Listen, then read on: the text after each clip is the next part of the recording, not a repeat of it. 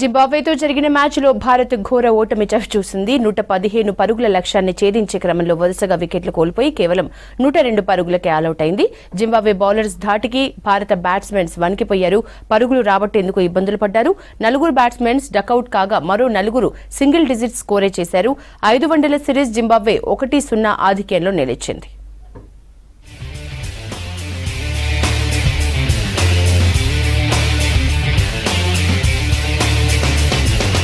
జింబాబ్వేతో జరిగిన తొలి టీ20లో భారత జట్టు బోల్తా పడింది.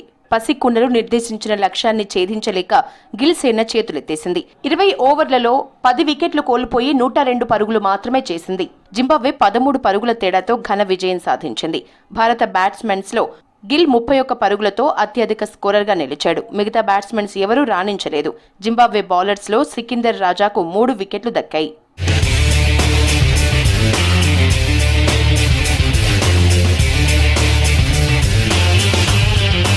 అంతకుముందు టాస్ గెలిచి ఫీల్డింగ్ ఎంచుకున్న గిల్ జింబాబ్వేను తక్కువ పరుగులకే నిలువరించారు. 2 ఓవర్లో తొలి వికెట్ కోల్పోయిన జింబాబ్వే ఆ తర్వాత ఆచితూచి ఆడింది.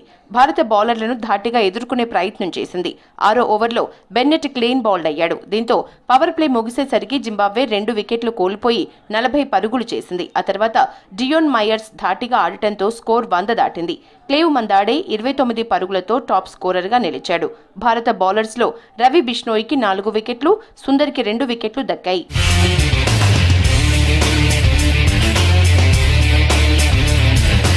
పసికూన్లు నిర్దేశించిన లక్ష్యాన్ని ఛేదించే క్రమంలో భారత్ తడబడింది. అరంగేట్రం మ్యాచ్లోనే ఓపెనర్ అభిషేక్ శర్మ డకౌట్ అయ్యాడు. బెన్నెట్ వేసిన మొదటి ఓవర్లోనే క్యాచ్ ఇచ్చి వెనుదిరిగాడు. మరోవైపు కెప్టెన్ శుభ్మన్ గిల్ ఆచితూచి ఆడే ప్రయత్నం చేశాడు.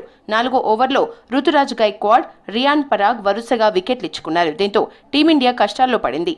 5వ ఓవర్లో రింకు సింగ్ డకౌట్ కాగా పవర్ ప్లే ముగిసేసరికి భారత్ 28 పరుగులే చేసి 4 వికెట్లు కోల్పోయింది. ఆ తర్వాత ఏ దశలోనూ కోలుకోలేదు. 19.5 ఓవర్లకు 102 పరుగులు చేసి భారత్ ఆలౌట్ అయింది. శుభ్మన్ గిల్ ఒక్కడే పోరాడినా ఫలితం లేకుండా పోయింది. 4 బ్యాట్స్మెన్స్ డకౌట్గా వెనుదిరిగారు. మరో 4 సింగిల్ డిజిట్కే పరిమితమయ్యారు.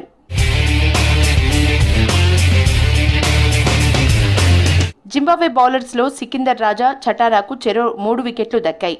5 టీ20ల సిరీస్లో జింబాబ్వే 1-0 తేడాతో ఆధిక్యంలో ఉంది. రేపు రెండో టీ20 జరగనుంది.